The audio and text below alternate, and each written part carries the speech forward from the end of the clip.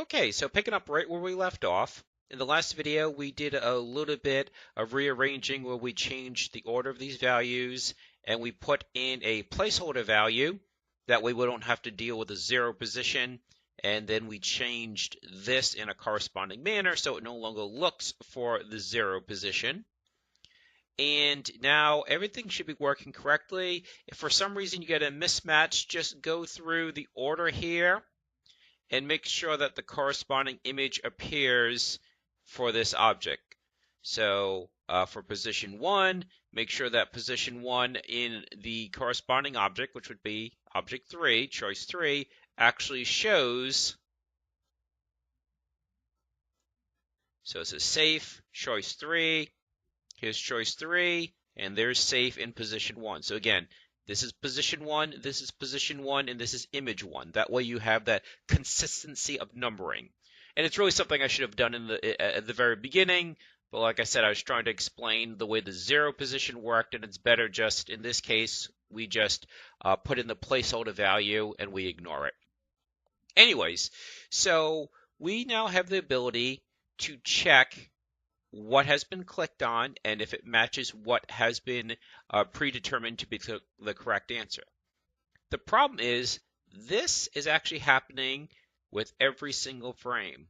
So even though this value gets set, so I click on mouse down, so this value gets set. However, this is checking that value with every single frame. That's the nature of update. With every single frame, everything gets done in this area.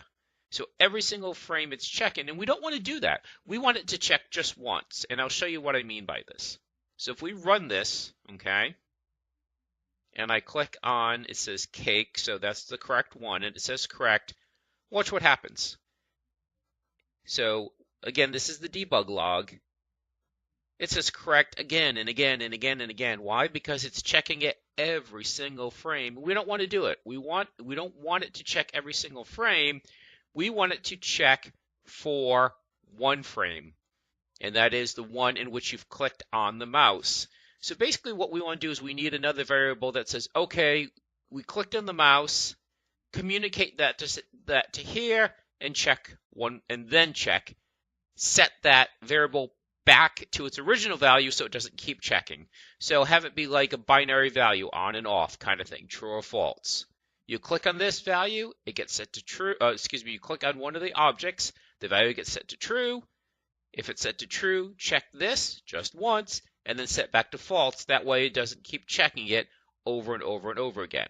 So kind of a clumsy explanation, but you'll see the difference. So, and very often when you're trying to control what's going on, it ultimately gets reduced to the changing of a value, changing the value of a variable. So, what we're going to do is we are going to create another static variable. The purpose for it is it'll get changed in here, and then we will then look for that value here. So just as this is saying current selection is getting set, we're also going to have a value that's a variable that says yes, we just clicked, because the clicking is detected on the objects. The clicking is not detected on the GM, and so we have to transfer that information. So public static, and we'll make this a string. Now, because I said it's probably going to only have two states, some people would say, well, why not do a bool? Why not do a boolean? Because those by nature are true or false. And the reason for that is sometimes I've thought that I wanted something that only has two states, yes, no, true or false, on or off. But then as the game develops, I find that, oh, I actually needed a third state or a fourth state. And so if you're using a boolean to begin with, you have to go back and uproot that. If you're using a string, well, now you just have to add the additional checks for the additional values. You don't have to uproot everything you did with that variable. So public static string player, we'll say player clicked, and it starts off as N for now.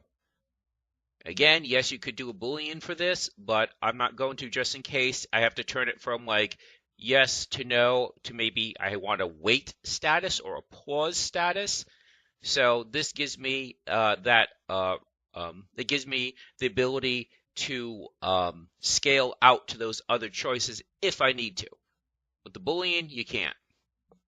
All right, so we created a new static variable here.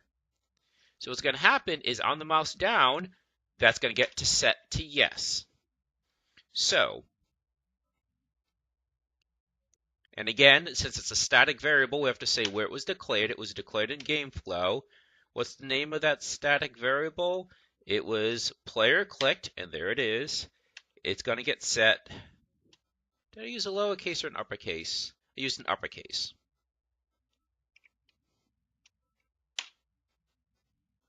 So it gets set to yes. So now what we do here is we want this to be checked only if it's equal, if this new variable is equal to yes. So a couple ways to do this, but you can put an if statement within an if statement. So if player clicked, and again, even though it's a static variable, we do not have to declare the script because we're in the script in which that variable is declared. So if player clicked equals y, then we want this entire thing to be done. So it looks a little bit wonky to look at the first time, but really, if you notice, it's basically just, I'm not sure if nesting is the correct term, but just as you have an if statement followed by brackets, squiggly brackets with a command inside, you again have an if statement with squiggly brackets with some commands inside. It just happens to be that the commands inside are another set of ifs, and you can just do this over and over again. So if player clicked equal to yes, then check it, all right? Once we've checked it, we then want that variable to get set back to no. So watch what happens.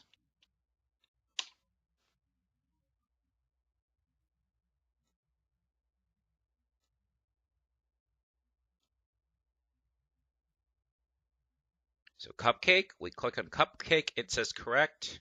Let's stop it and go to the console. See, it only checked it once. That's what we want.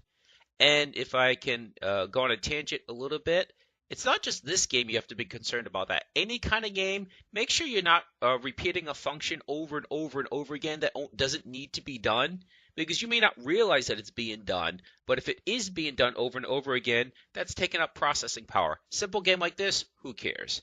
But in a more complicated game where you have lots of processes running, particularly if it's graphically intensive, then yeah, you're going to want to be mindful that things are only being performed when they need to be performed.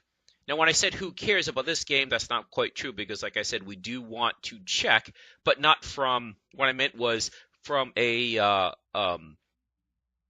it's not an overhead or a resource-intensive reason we care. We care for a more functional reason, and that we then have to make a decision once it's clicked. Okay, so now we've checked to see if the player has clicked. We reset that back, okay? That now gives us a pause. That now gives us the ability to say, okay, a decision has been made. There's been a click, a decision that is made by the player. Now let's look at their information and do something with it. So at the moment, we have correct being written down here, the debug log. That does no good for the player. It's for you, the developer. Now we want to take that information and dump it really into the area and just say correct. So dump it into the play area. So we're going to create a new object. So game object, create empty, and it's going to be similar to these. This is going to be, let's call this sys message text. Add mesh, text mesh. And again, yes, the really correct way would be to do this in the UI layer. But again, in a 2D game, it's not a big deal because this is something I really hadn't gotten into yet. But if you click on an object, you have something that's known as order in layer. So order in layer is basically the higher the number, the further on top something will be. So whatever the highest number is, that will be on top of everything else. So you can kind of fake a UI layer just by having it have the highest number for order in layer. So 0 is the default. Everything here is at layer 0. And whatever you want on top, you can just make it the biggest number. Number 1, 2, 5, 10, whatever. So again, yes, absolutely correct way would probably be to use the UI. It's also a little bit more complicated to look at, and I'm treating this like an introductory game or introductory project. Okay, so we have our new text mesh object rather, and this is going to have, let's put test in here so again we can tweak this so it looks right. We're going to have this be character size 0.2 again. Font is going to be Arial, and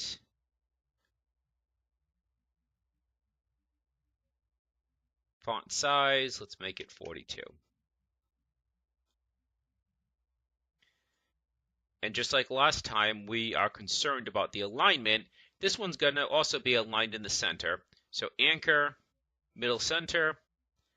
And again, that way, as this gets larger, it'll still be centered.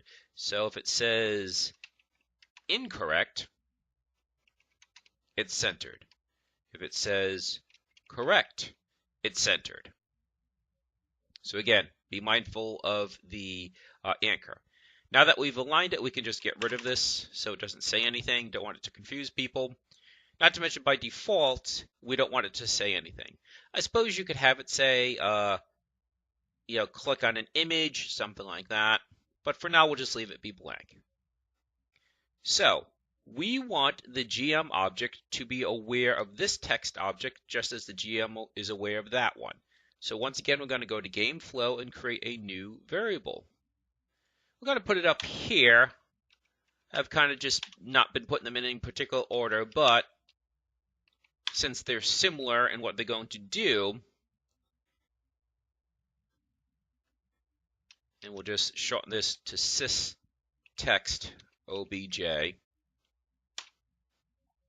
The order really doesn't matter. I can't think of any instance where the order matters. This is more, again, putting things together with related functionality. Doesn't really matter though. Now that we've saved that, we come to the GM object.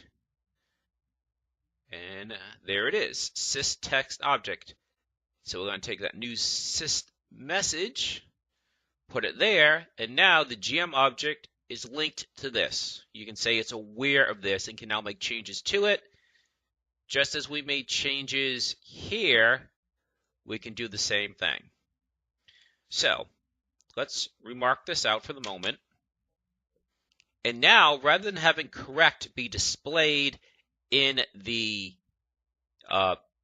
console, in the debug log, we're going to have it be displayed so the player themselves can see it by modifying this new sys message text.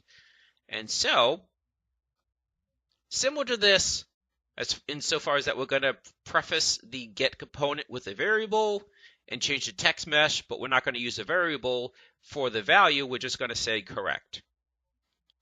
So let's put in that new variable name, which is sys_text object dot get component.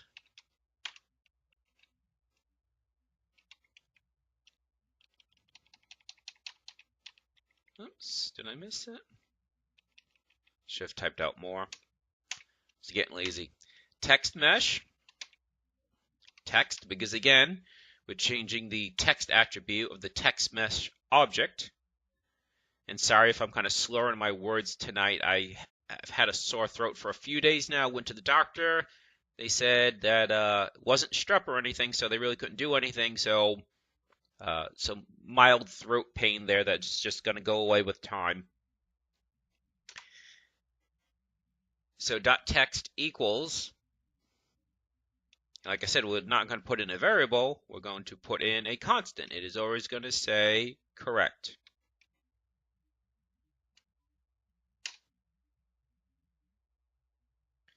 So again, summary of what we did. We create a new variable so as that when an object is clicked on, that information can be transferred to the GM object, and so in the manner of a variable. So it's not so much that the click itself is that information is transferred, but by modifying a variable when you click, effectively that's what you're doing. And so this does not. This is from the previous video, so this no longer gets performed until the mouse has been clicked on, until the object has been clicked on by the mouse. Excuse me. Apparently, my sore throat was affecting my brain too. So this is the same, but now rather than dumping it into the debug log, we put it into a text mesh. So I probably could have done that right away, but again, I tried to do this in iterations. And that should now do it as far as displaying the information for the player. Okay, so it's blank. This is cannon. Correct. Then we're going to click on the wrong one. So it says cupcake. We're going to click on umbrella. Does not say correct. So what we couldn't do before is we couldn't display incorrect because, like I said, it was doing this rapid fire every single frame it was checking. Now it only checks once. So now we can do an else in here. So make sure the else isn't on this one. We only want the else here. In other words, we're only checking if this has been set to yes. Now we can say if it's correct, do this. If it's not correct, then do something else. And I always do that. I always change this alignment, and then I add the else, and it breaks it. You don't have to do what I'm doing right now with the squiggly brackets. I just find this a lot easier to read because you can kind of see the blocks of code. I don't know why by default it pushes these things up here. But to be honest, a lot of people tend to do this when they're designing because this looks more intuitive. You can see that this is definitely a subset of that. It's a condition of that. This has to be met first, then this gets run. Okay, so now we can take this and do incorrect. Again, we couldn't do this before because until we did this, this check was being done every single frame, so it had been spamming incorrect, incorrect, incorrect, incorrect. Now it doesn't get checked until you click. So let's save it, run it.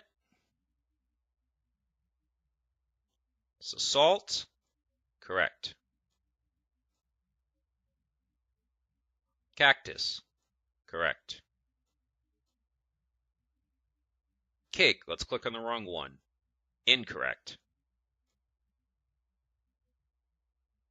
Cupcake, incorrect.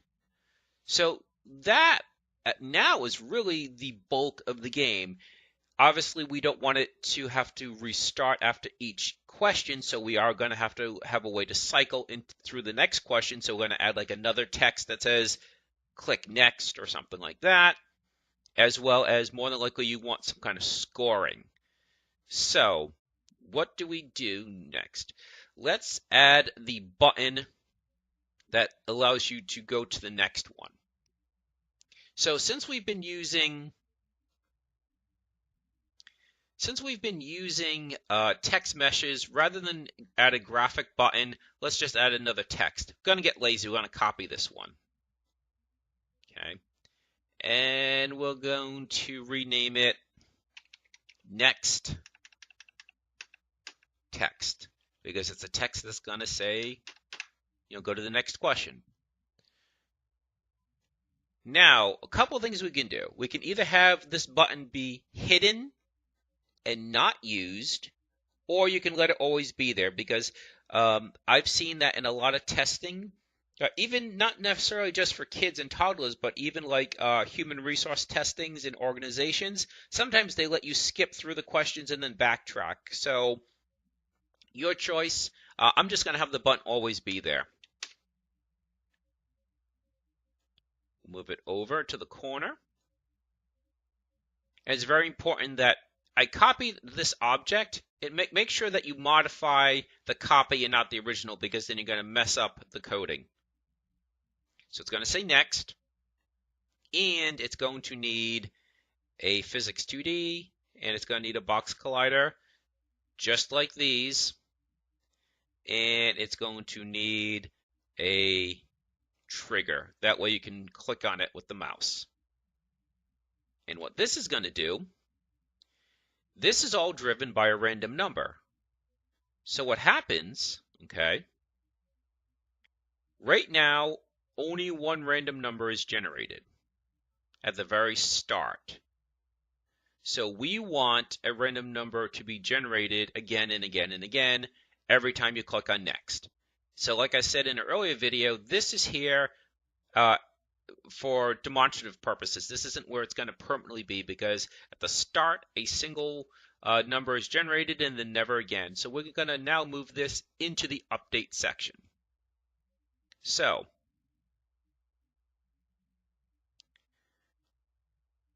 if you click on this, then we want this to get generated.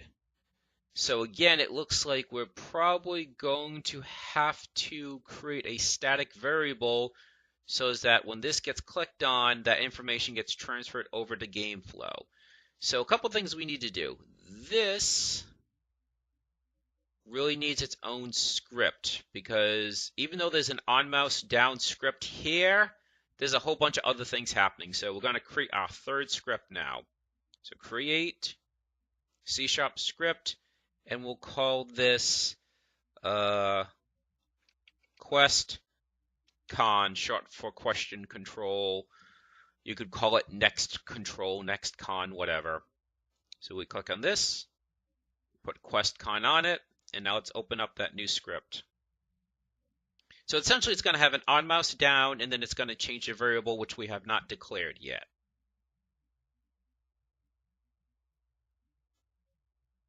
So there's QuestCon. So as we said, it's going to have an on mouse down. So same as this, at least as far as that part of it. So it's outside of start, it's outside of update, it is its own section. Add the extra bracket, squiggly bracket, save it, and now we want something to happen. We want a variable to be changed, and when that variable is changed, then this will be recalculated. And since this will get recalculated, everything else should follow through. So what do we want that variable to be? We'll just call it public static string load question. And it'll start as yes, because we want to load a question at the beginning. So stuff that was happening automatically will now be put into an if statement. So if load question equals y, then we want stuff to happen. Now you could say, well, why are you doing y to begin with? Why isn't it no like the other ones? Because we want a question, just as it says, we want a question to load, because right now we start it and the question automatically loads. We're not clicking on next. We want it to load to begin with and then only change when you want it to be next. Or when you click on next, rather. All right, so let me think this through a little bit. So if load questions equal to yes, then we need to move this here. So we want this to be calculated, a random number to be calculated if you click on yes. We then want the text object at the top to change what it says. All right, so I think that should work. But the images then need to change. So it's good that this is a static variable. That way the individual 3 choice objects will know that it needs to change. So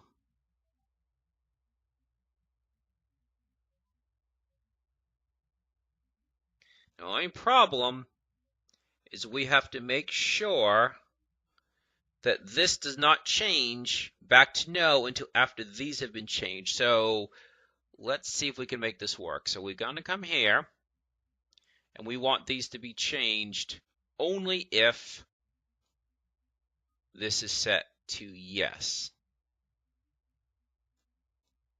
So copy this. So all these ifs, every single one of them, is being encapsulated into a single if. And I'm not going to change all that alignment. That's just going to drive me crazy. But we have to preface this with game flow.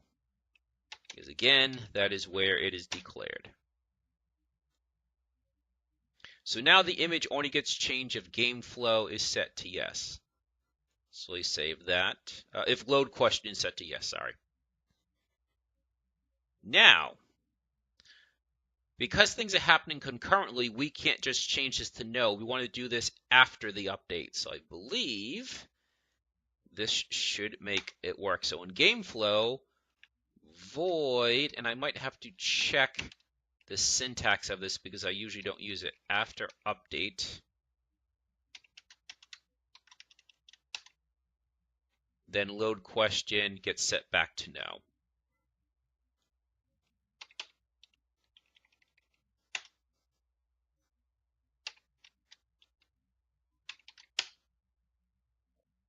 All right, so again, summary. We created a new variable to track whether or not we want a question to be loaded. By default, it's set to yes. So the random number gets generated. The text at the top gets changed. At the end of the frame, it gets set back to no, or else this would just keep running over and over again. And again, we want it to only happen once. So concurrently, while this is happening in the update section, this gets changed again just once, because at the end of the frame, this will get set back to no. So sorry for jumping around, it's a little bit messy. All right, that's saved. That's saved. That's saved. So now we come back to our QuestCon script, and now we can change that variable. Because you couldn't change it really until all that functionality was in place. So gameflow dot load question, and now it gets set to Y for yes. So it's set to yes to begin with. After the first frame, it gets set back to no, and then will only be set back to yes, void on mouse down, which means when you've clicked the mouse on that new text object. So that's a lot, but I think that should do what we want. Let's hope we don't get any errors. Don't see any. All right, so see, this is what I was trying to avoid, but it's still doing it. It's still cycling through, so I didn't quite solve the problem. So I'm thinking that this doesn't work. I'm going to pause the video here. Okay, I believe I got the word wrong. I think this should be late update, not after update. Something I don't usually use, so my apologies. Let's see if this works now.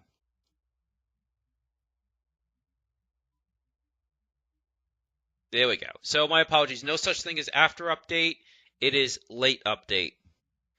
So, got the next button. It says canon. Right now, there's absolutely no condition to click on the next. As we said, that you don't have to choose an answer. You can just skip it if you want. There we go. There we go. There we go. So we start clicking ones. Correct. Salt. Now we want that to clear. But this video is actually quite long at this part, so let's stop here and pick that up in the next video. I think this is already approaching 30 minutes, so it gives you a lot to digest, and at that point we can have the text clear at the bottom, and in the same lesson we can handle scoring and tracking of accuracy, and at that point you're just about done with this project. So I hope this has been helpful, and like I said, probably just one more video, but as always, if there's requests, modifications, I'll be more than happy to add a few. You can add a little bells and whistles and things like that. We'll probably also add that in the next video too. If you click on the right one, it doesn't just say correct. Maybe a glow appears, you get some fireworks in the background or something.